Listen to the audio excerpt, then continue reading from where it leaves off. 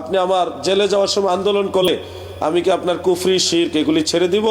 এটা কি কোনো নীতি যে আপনার জন্য আন্দোলন করলাম, আপনি আমার বিরুদ্ধে এরকম বললেন? কেন আন্দোলন করলে কি আপনি যা মন চায় তাই করবেন, আমি কিছু বলতে পারবো না? এটা তো আমার আল্লাহর বিষয়, আপনার আল্লাহর বিষয়, সারা জাহানের সবার মালিকের বিষয়। আল্লাহর সাথে কুফরি করলে কি আমি চুপ থাকবো? যত মানুষ আন্দোলন করেছে তারা কুফরি করবে, শিরিক করবে, যা মনে চায় তাই করবে, আমি চুপ করে থাকবো? এটা কি কথা? এই জন্য আমি বলবো আপনি তওবা করুন, আদর করে স্নেহ করে বলছি আপনি তওবা করুন, আল্লাহর কাছে ক্ষমা চান। আপনি যে আয়াতে কারিমা দিয়ে সূরা কাহাফের 17 নম্বর আয়াতের কথা বলছেন, আয়াতটা তেলাওয়াত করারও তো যোগ্যতা আপনার হলো না। আমি বক্তব্যটা শুনেছি আজকে। আয়াতে কারিমা যে তেলাওয়াত করবেন এই ক্যাপাসিটি আপনার নাই। আপনি যদি লাইভে এসে নিজেকে নির্দোষ প্রমাণ করার চেষ্টা করেন, এটা মানায় না। আয়াতে কারিমাটা তেলাওয়াত করার মতো যোগ্যতা বা হিম্মত বা ক্যাপাসিটি আপনার হলো না। একটু লজ্জাবোধ করুন প্লিজ, একটু লজ্জাবোধ করুন। এবং আয়াতে কারিমা আল্লাহ তাআলা কি বুঝিয়েছেন আর আপনি কি বুঝাচ্ছেন? যেই লোক আপনাকে এটা শিখিয়ে দিয়েছে সে একটা মূর্খ, আপনি হলেন আরেকটা মূর্খ। Don't mind. কেন বললাম? ফেল ফাইল মাফউল চিনেন না। মান ইয়াহদিয়াল্লাহু ফাহুয়াল মুহতাদি ওয়া মান ইউদলিল ফালান তাজিদ লাহু ওয়ালিয়াম মুরশিদা। এখানে মুরশিদা এটা মাফউলে বিহি, আর ফাইল হলো আল্লাহ। ইউদলিল এটা ফেলে মুজারে। ফেল ফাইল মাফউল সম্পর্কে জানুন। এই আয়াতে কারিমায় মুরশিদা বলতে যাকে বোঝানো হয়েছে তিনি আল্লাহর ওলি। কিছু ভণ্ড গজিয়ে গেছে যারা মাথায় ঠিকমতো পাগড়িও বাঁধতে জানে না, গলায় মহিলাদের উড়না, পাগড়িও বাঁধে, উড়না দিয়ে অনেক সময় রুমাল দিয়ে পাগড়ি বাঁধে, সুন্নত সম্পর্কে তারা নিজেরাও জানে না, এবং লালন শাহ মার্কা তাসাউফ বা সুফিবাদ এটা বহন করে তারা ইসলামের বা সুন্নিয়তের কলঙ্ক চতুর্দিকে ছড়িয়ে দিচ্ছে। যখন যেটা মনে চায় সেই লালনের গানগুলি তারা দলিল হিসেবে মাহফিলে বয়ান করে থাকে। লালনের গান দিয়ে দলিল দেয়। তারা কোরআনের আয়াত হাদিসের এবারত দলিল দিতে জানে না, লালনের গান হলো তাদের দলিল। এবং লালনের দর্শন তারা ধারণ করে গোটা সুন্নিয়তকে কলঙ্কিত করার অপচেষ্টা করছে। তাদের মধ্যে অনেকে রয়েছে, আপনারা অনলাইনে এগুলি দেখেন। আমি স্পষ্ট ভাষায় বলবো, কোনো ভণ্ডামির সাথে ইসলামের সম্পর্ক নেই, কোনো ভণ্ডামির সাথে সুন্নিয়তের সম্পর্ক নেই। ভণ্ডামি। হ্যাঁ, তাসাউফ এবং তরিকত এটা নিঃসন্দেহে প্রয়োজন রয়েছে, কিন্তু তাসাউফ এবং তরিকতকে যারা ভণ্ডামির দ্বারা কলঙ্কিত করছেন তাদের সাথে আহলে সুন্নাতুল জামাতের কোনো সম্পর্ক নেই। একটা বক্তব্য নিয়ে আমি ইতোপূর্বে প্রশ্নের আলোকে জবাব দিতে গিয়ে বলেছিলাম, যিনি মুর্শিদ তিনি খোদা। এই ধরনের বক্তব্য যে দিয়েছে সে কাফের এবং মুশরিক হয়েছে, ইমান থেকে খারিজ হয়ে গেছে। এটা শুধু আমার একক বক্তব্য নয়, এটা সারা পৃথিবীর সব আলেমদের বক্তব্য।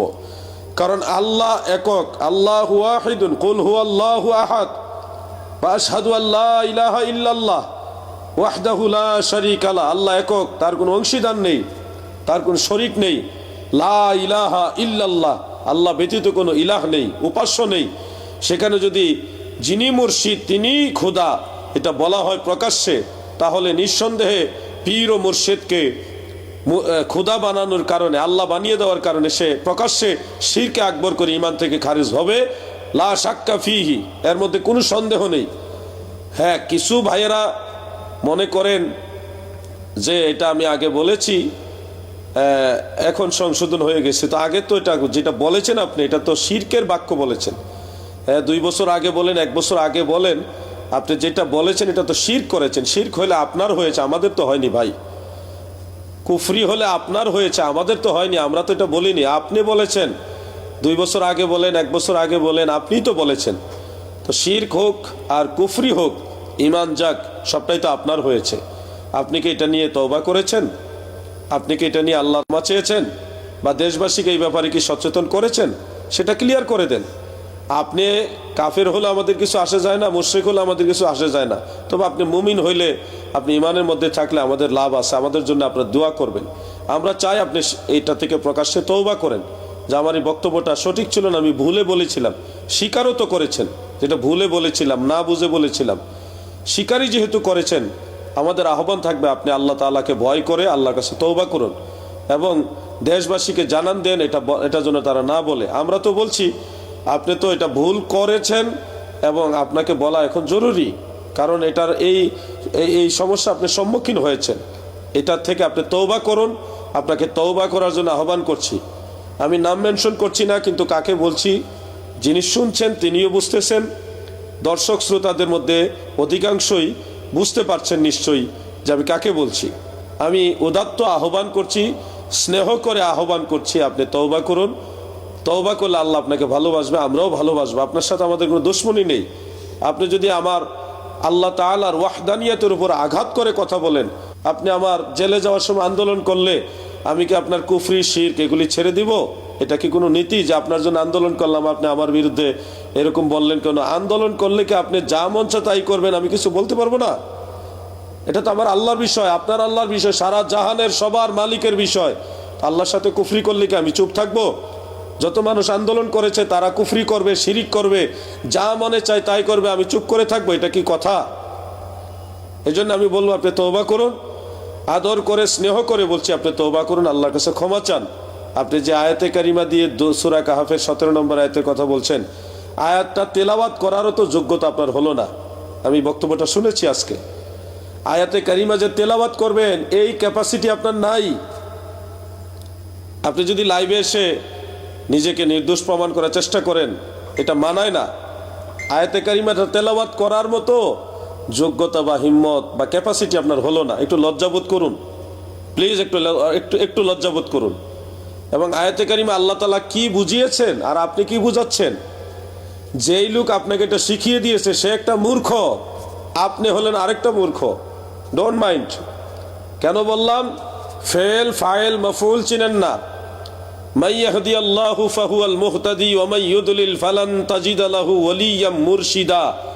এখানে মুরশিদা এটা মাফউলে বিহি, আর ফাইল হলো আল্লাহ। ইউদলিল এটা ফেলে মুজারে।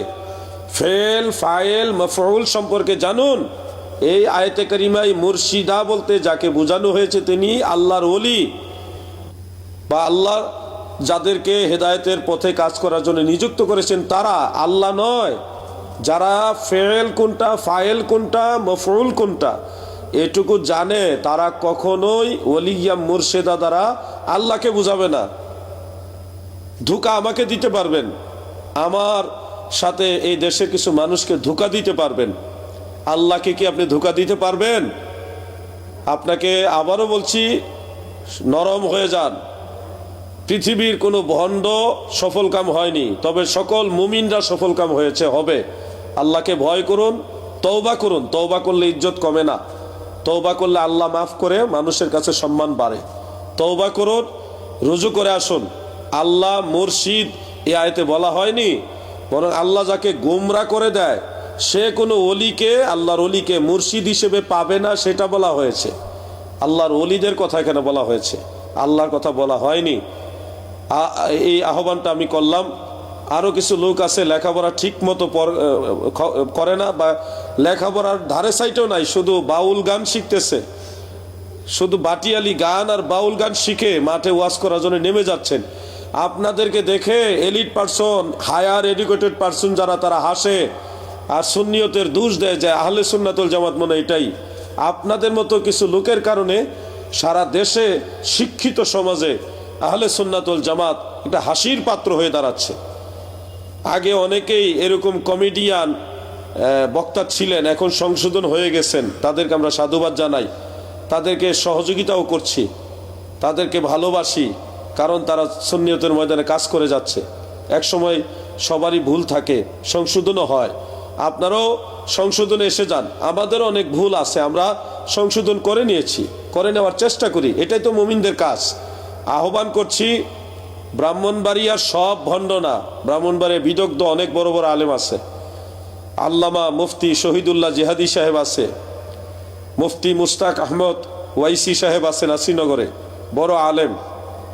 মুফতি গোলাম কিবরিয়া সাহেব, যিনি খুব সুন্দর ভূমিকা রেখে জাতীয় পর্যায়ে আমাদের ব্রাহ্মণবাড়িয়ার নাম উজ্জ্বল করেছেন। ব্রাহ্মণবাড়িয়াতে অনেক হক দরবার আছে। আমার দেশ, আমার জন্মভূমি ব্রাহ্মণবাড়িয়া। সতরা শরীফ আছে, মাসিহাতা দরবার শরীফ আছে, এদিকে খারেরা ফাতিহা দরবার শরীফ আছে, ফুরকুল দরবার শরীফ আছে, আরো অনেক দরবার আছে। এনারা হকের পক্ষে, আকীদা আহলে সুন্নাতুল জামাতের পক্ষে কাজ করতেছেন। আপনি সেই পীর মাশায়েখের দোহাই দিয়া লালনের বক্তব্য প্রচার করবেন, শিরকি বক্তব্য প্রচার করবেন, তাও আবার তরিকের দোহাই দিয়া। আপনারও আবার দরবার থাকে, দাখিল পাশ করছেন কিনা এখনো অনেকে জানে না।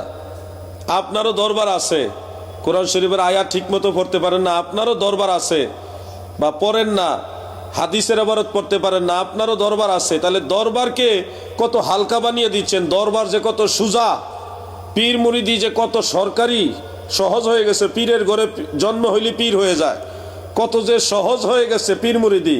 আর দরবার একটা মাজার বানাইতে পারলে আর একটা দরবার নাম দিতে পারলে, কিছু বাউল গান জানলে, তাইলে দরবার হয়ে গেল আর কি।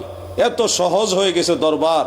আপনাদের কারণে আজকে ঢালাওভাবে সমস্ত দরবারের উপরে সবাই সুশিক্ষিত সুশীল সমাজ আঙ্গুল তোলার দুঃসাহস পায়। কিন্তু সত্যিকার আল্লাহর ওলিদের দরবারের ব্যাপারে আমাদের তাজিম তাকরিম রয়েছে। নিজেদেরকে সংশোধন করুন, সতর্ক করুন। আবারও আহ্বান করছি, সংশোধনের পাশাপাশি অবশ্যই তওবা করুন। আল্লাহ আপনাকে হেদায়েত দান করুক, রসুল পাক সাল্লাল্লাহু আলাইহি সাল্লামের সুন্নিয়তের পথে হেদায়েতের মাধ্যমে কবুল করুক, আমিন। আসসালামু আলাইকুম ওয়া রাহমাতুল্লাহি ওয়া বারাকাতুহু।